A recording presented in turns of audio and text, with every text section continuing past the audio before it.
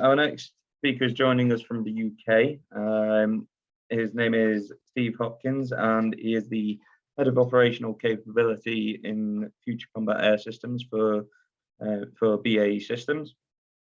He is an Executive Chartered Project Professional and has over 30 years experience in both European and American aerospace industries. He specializes in the leadership of teams at the leadership of early life cycle definition, and has worked across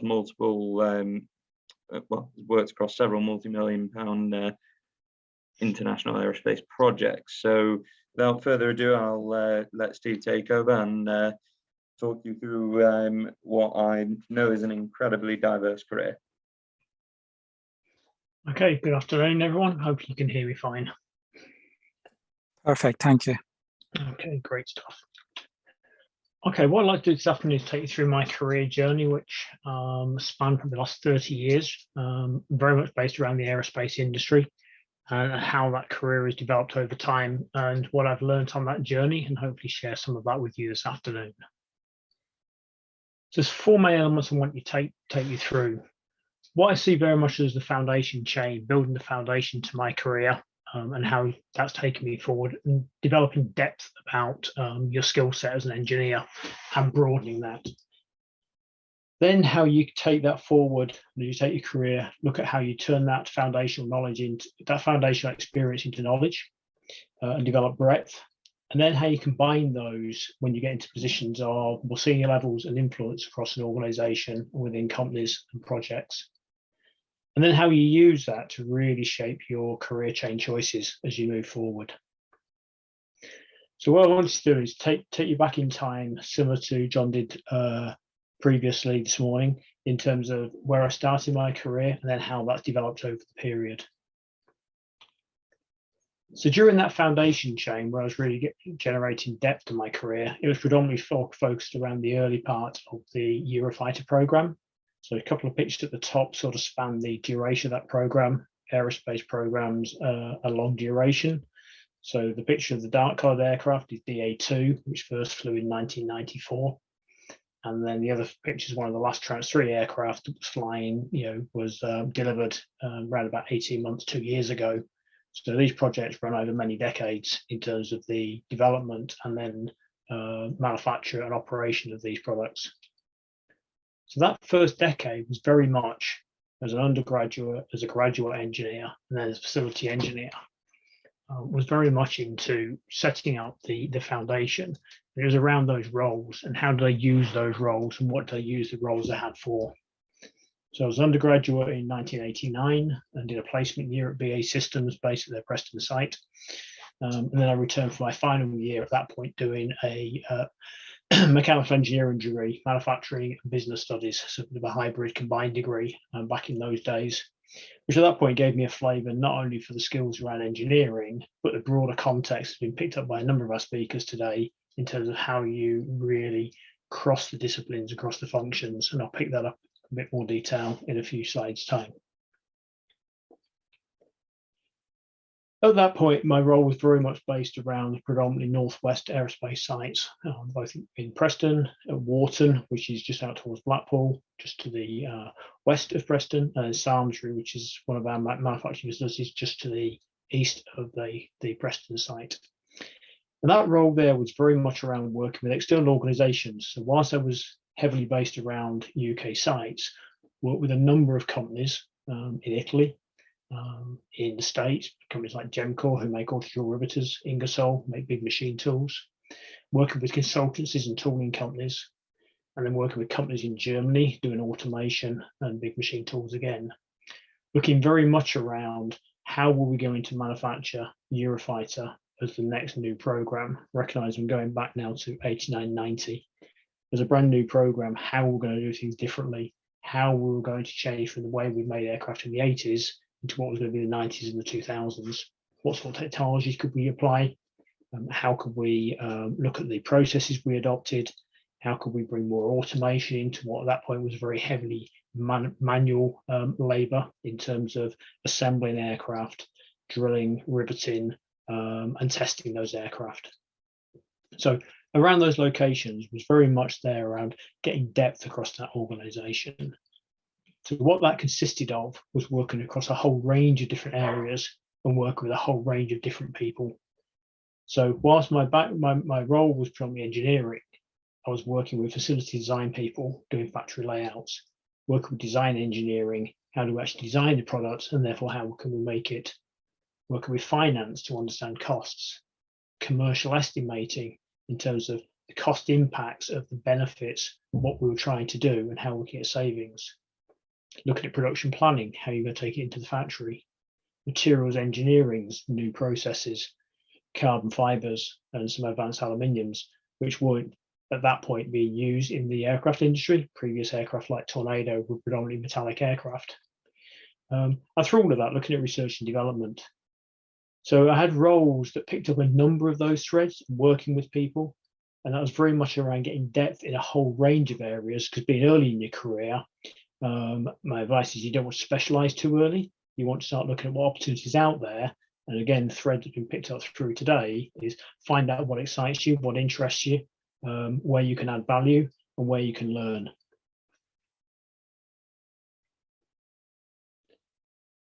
So through that depth, what lessons did I learn through that period of time in my career, that very early stage? Key things that came out were to question, ask questions. Sometimes you can sit there as a junior engineer and think, that must be, that's a really daft question to ask. There's no such thing as a daft question. One of my managers at the time always sat there, and he used to sit at the back of meetings and ask the questions that nobody else wanted to ask, that were dying to ask. And it was interesting to see the relieved faces around the room of the people going, I really didn't understand that. I wish I'd asked that. And he was very good at looking for those sites across the meeting and seeing the puzzled faces and the things that weren't there. And although he knew the answers to most of the questions, he was actually bringing it out for the benefit of the people there. Listen to others, and properly listen. Don't just give them a cursory hearing. Listen and seek to understand. What are they saying? Why are they saying it? Why is it important? And that formative stage in your career is very much around getting that depth and that knowledge. So therefore, through that phase, listen to the people around you, use their experience, bring that in. Start to appreciate others. Very early in a career, working with those companies, working across different nationalities and boundaries, which is the theme I'll pick up through this talk, is about appreciating others' views. Yeah.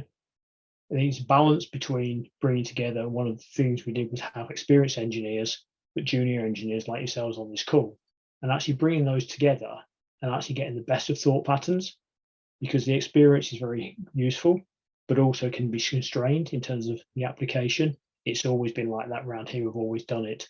So bringing new blood in, challenging different ideas, getting a balance, stretching the boundaries is really important. Key thing during that phase in your career is around gaining respect and earning trust. That's trust by delivering. So making sure you deliver on your commitments, which again has been said by some of the speakers earlier today. But getting trust with people, that you do what you say and that you've got credibility in what you do. Developing your network, which was picked up in the last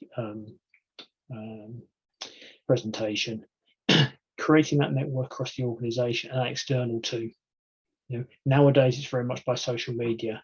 Back in the day then, it was very much through business cards and keeping a business card record. It sounds a bit old-fashioned nowadays, but having that network for many years before we got into this sort of the world we are today, I'd often on a new job refer back to that business card of who will I go and talk to, who's maybe got an idea, where are the people to go and speak to. So that decade was very much around getting that depth through my career. So use that very much as the opportunity to learn whilst developing your internal and external stakeholder networks. It's probably the biggest thing to take away from those formative years. It doesn't have to be a decade, but those formative years in your career is use that opportunity to learn.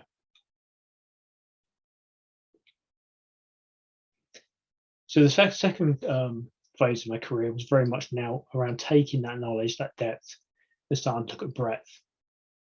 The key focus through this phase was actually on the program, the F-35 Lightning II, the American program.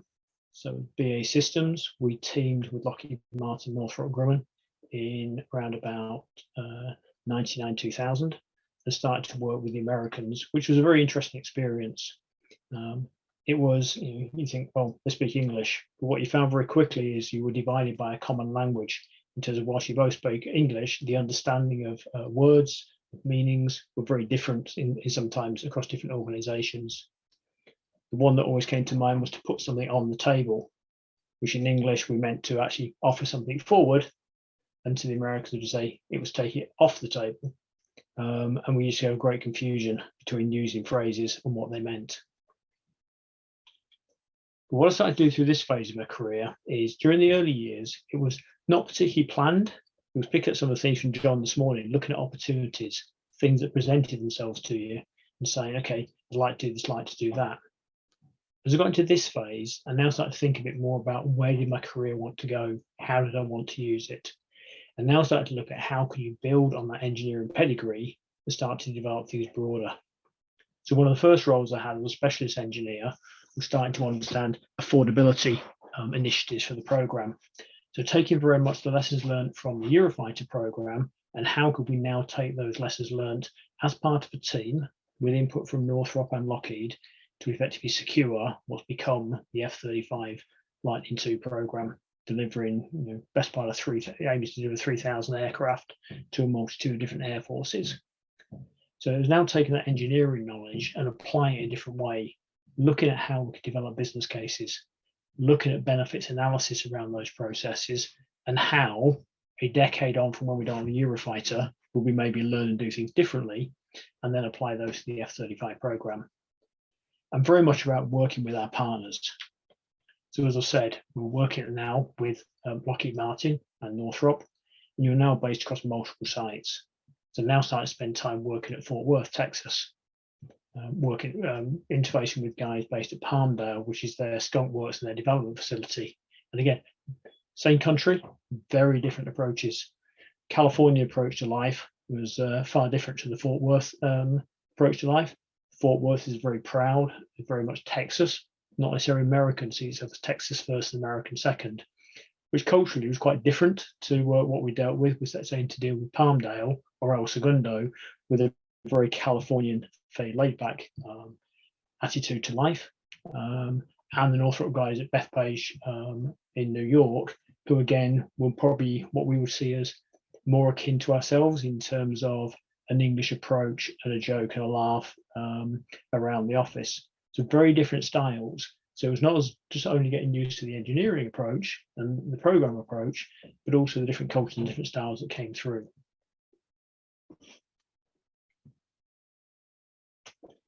What I then looked is, well, how can engineering apply itself broader, and how can I take my career in maybe a slightly different direction, building on my engineering pedigree? So as I said at this point, make a career choice and actually step out of the engineering arena into a business management role. So I took a role here as a business manager for the empennage team, which is essentially the team that was designing and building the horizontal and vertical tails for the F-35 program. So still the activity was very much engineering dominated. There was a design lead, there was a manufacturing engineering lead with a design team and manufacturing team. There were structures guys and all the usual things that go along with designing and qualifying and delivering aerospace activities. But taking that business management role broadened my skill set. I started to learn things around earned value management. So how do you do business management using techniques around cost schedule performance indicators? Start to look at integrated business planning. How do you do resource management? How do you start planning the budgets on the program and ensure that you've got sufficient resource and budget to do it? All essential skills as an engineer to be able to deliver on and carry forward. So having done that, there's a theme running through that generally about every 3 years or so on the whole, I start looking for, well, where's my next role going to be? What can I do? What have I learned and how can I apply it? So that's what I've now built a knowledge around the business management area, but all very much around an airframe domain, airframe structures. So how can I broaden that out? Recognizing the breadth of what we do within the aerospace industry, from systems, integration of those systems, testing, as well as the aircraft itself. So I decided to branch out completely different and took up a role as commercial manager. And in this role, this was now not only looking at the airframe side of it, was also looking at mission systems.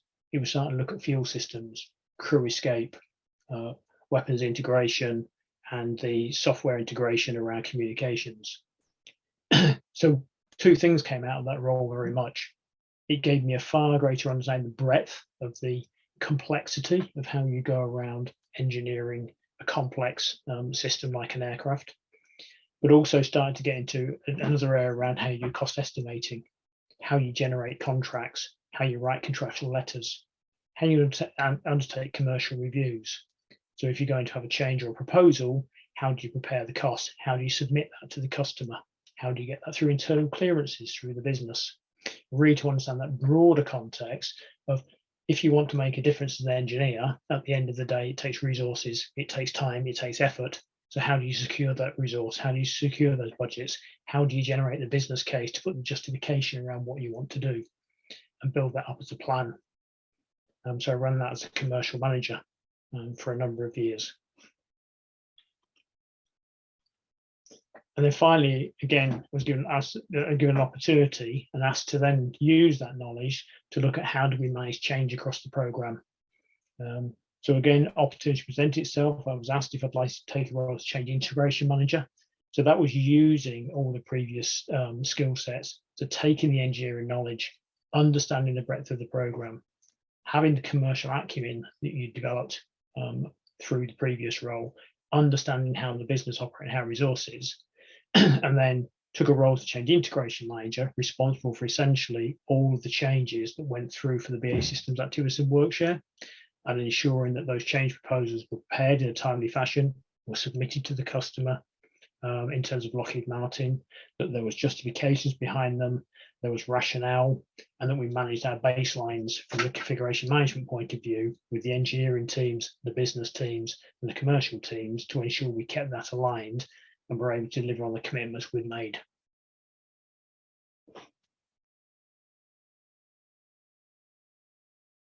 So through this phase of the program, what's the key thing that came out for me? During my formative years, I'd almost taken opportunities that had been presented to me, and I was fortunate that I had some very good minds at that time who, looking back and reflecting, had probably planned my career for me. I hadn't probably taken an active role in career management at that point in time. Was that wrong? Yes and no. I probably should have done, and there's probably a lot more focus nowadays. The sorts of discussion that come out through today, in that, you know, take more ownership of your career path. But I say I was quite fortunate with the minds I had. They were very good at spotting talent and supporting that talent through. But as you get more senior in an organisation, whilst we've touched today about mentoring, there is a lot more onus becomes on developing your own career path, working out what you want. I learned that if I look to broaden my role, that opened up more opportunities. You become less siloed. You start to have an appreciation not only of the people within your discipline, but also across other disciplines. So therefore, you can start to make more informed decisions. You can start to look at the trades between different areas such as engineering, as far as commercial, cost, time, schedule management, and being able to trade those in decision making becomes an important part as you take your career forward. Look very much to strengthen relationships. So building on the formative years, how did you work across those different roles? And the other key lesson that came out of there was think out of the box, try something completely new. Don't be scared to step out of your comfort zone. It's very easy sometimes to cling to what you know and hold to what you know. And it's being brave to step out of that. And sometimes it works, and sometimes it doesn't. You do some roles and say, okay, I've learned from that. It's not for me. You can always go back. But if you don't try, you'll never know. I think that's come out through a few of the speakers today, is that be brave enough to try something that's very different, and you may enjoy it more. If you don't try, you'll never know.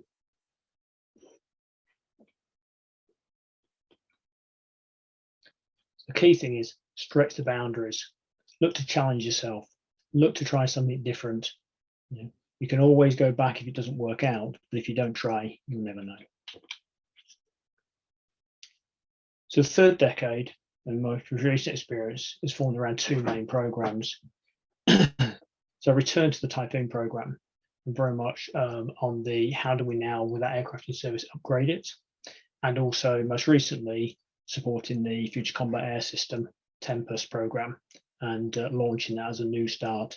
So I've had the enjoyment over 30 years of being involved at the start of 4 very major programs.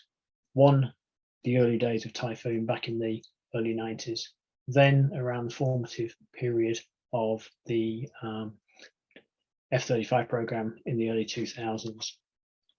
More recently, looking at the E-scan radar integration, this is a major upgrade of the Eurofighter program to bring it, into today's world in terms of technology. And for that role, that was a major step change. So again, picking up some things from earlier, I had the opportunity to go and work abroad. So I went to Munich, took my family there, went initially for what was going to be a 3-year period, and came back 7 years later. So through that period, that was now taking that knowledge that I'd gained through my commercial roles and my change management roles, understanding system integration, which now allowed me to take a role looking at the radar integration that was covering pretty much everything in the aircraft was changed in some way, shape, or form. It was aircraft structure, it was cooling systems, it was avionics systems, it was interfaces, everything that you could think of touching, that touched in one way, shape, or form. Had I not taken previously the commercial roles and the change management roles that broadened my discipline out, or my knowledge from airframe engineering into broader areas, I could not have taken on that role. I wouldn't have had the experience, I wouldn't have had the knowledge. I would have been so far out of my comfort zone, it would have been really difficult. Move to a new country was difficult enough, but I had the core knowledge that I built through that role. So it's all around the decisions you make start to open opportunities for you.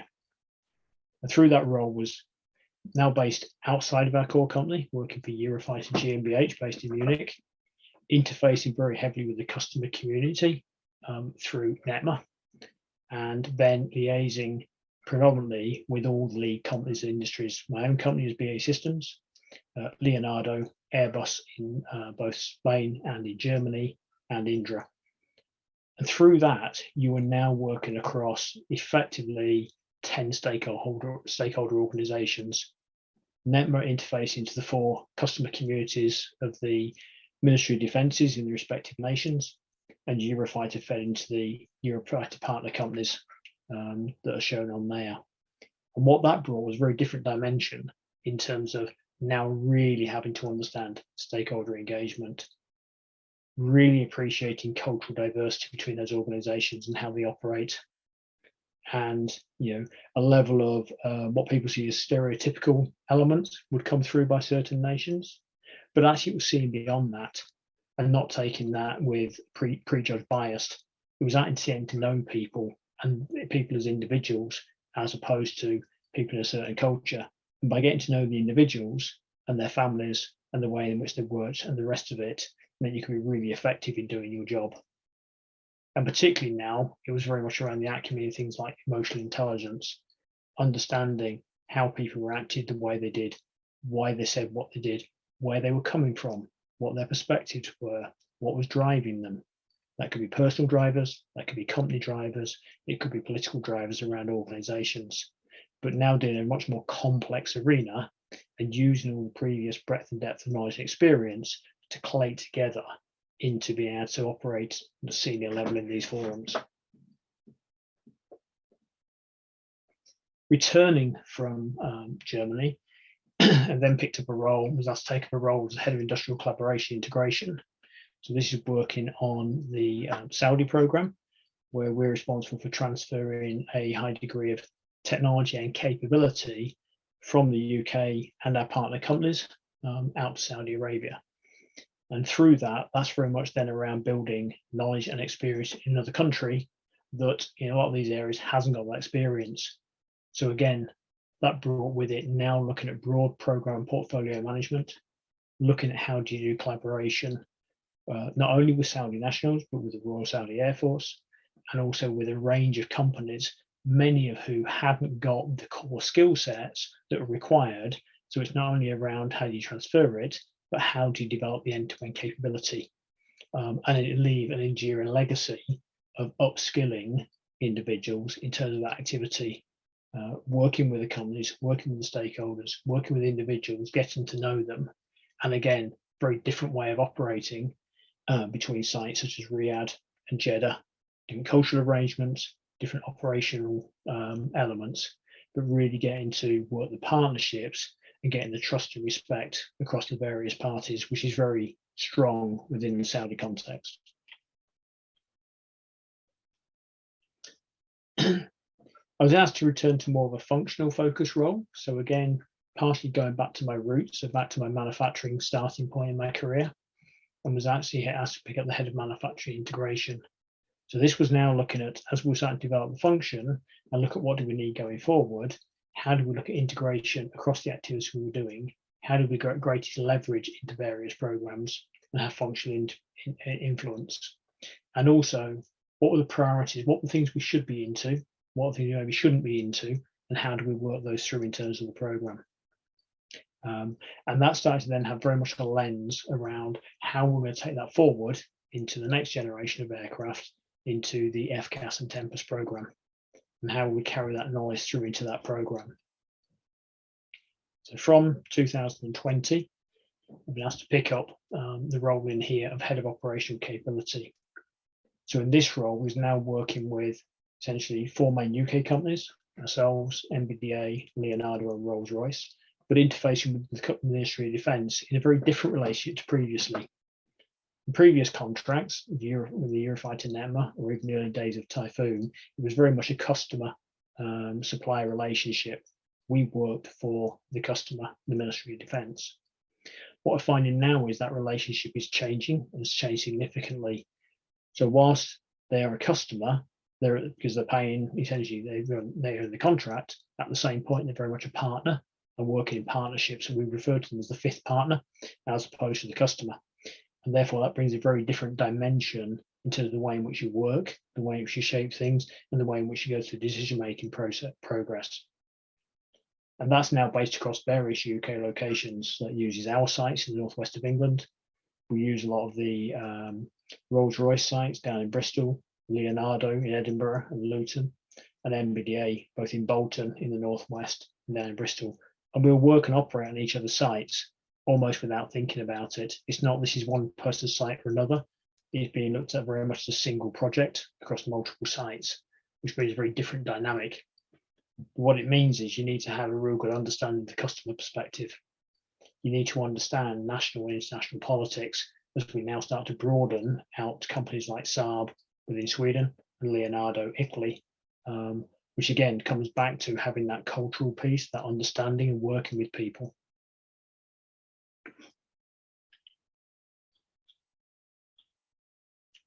So through this phase, what have I learned through this one? Key, building on previously, is keep looking to refresh yourself with new roles. If you keep doing the same thing, eventually it does get boring. You get stayed, you get set in your ways, you don't challenge yourself. Difference is valuable. Different opinions, whilst at times can seem challenging, actually make you think. By making you think, you start to make better decisions because you start, others challenge you in a constructive way, challenging yourself, having that difference of opinion, that different perspective. Look back to some of the roles and the approaches at Eurofighter. Some individuals are very reflective. Some will actually have a very clear position because of their experience. They bring a very different view, and sometimes it makes you really think, actually, they're right. So therefore, don't be scared to take on others' views. Using your network, use your connections. As you get into broader roles, more senior roles, having that stakeholder network you can go and pull on, be it in a mentoring capacity, be it in a technical capacity, be it in understanding of different functions, different domains. Use your connections to help you in your decision making. Continue to seek to understand, but still never be afraid to ask. Going back to that starting point, ask the dumb questions. Ask the questions to understand. Our business is riddled with acronyms. You find that depending on which program you're on, and which activity you're on, you can have the same 3-letter acronym that can mean half a dozen different things. And if you assume you know, then that's not always a good guarantee that you do actually know. And actually be inclusive. Everybody has something to add. You know, anywhere in the organization, anyone's opinion, a view and a position is always valuable. So listen to the people around you at all levels, no matter how senior you get. Think back to when you were young. You know, how do you bring those people in? How do you involve them? I've got people in my team from new start graduates all the way up to senior managers. And that breadth of knowledge actually keeps things fresh. It questions us. It forces us to think about what we're doing every day and actually, are we making the right decisions? So a summary of that would be, throughout your career, keep seeking new opportunities, but never stop learning from others. So covered having depth, covered having breadth, and then covered combining those together. So how does that all come together with sort of a lesson to sort of message to leave you all with? The first thing is you have continual choices through your career. Yeah? Your whole career is a choice.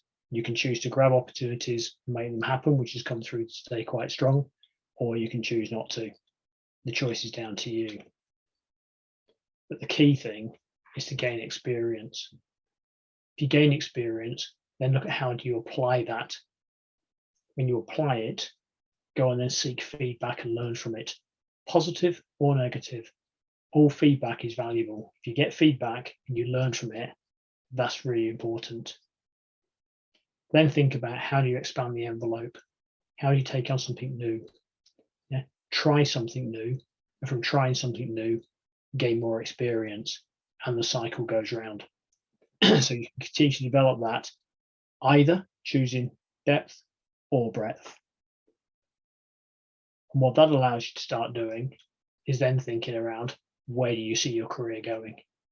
So do you see yourself on the left-hand side of that, where because of your desire, your will, how you want to operate, you're an I-shaped engineer? So very, quite a narrow breadth, but really, really detailed depth. So a lot of those people tend to be people in sort of R&D type areas, specialist knowledge, technologist type areas.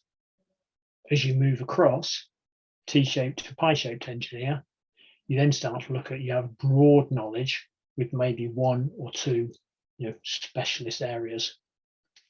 And then at the far right, you actually have more of a balance of broad knowledge and specialist knowledge, probably not as deep, but actually specialist across a number of areas, which is where I've steered my career to, in terms of having not specialism, but a good degree of sound knowledge across a number of domains, a number of functional areas, which fits in that broad generalist role that allows me to do those integration type roles.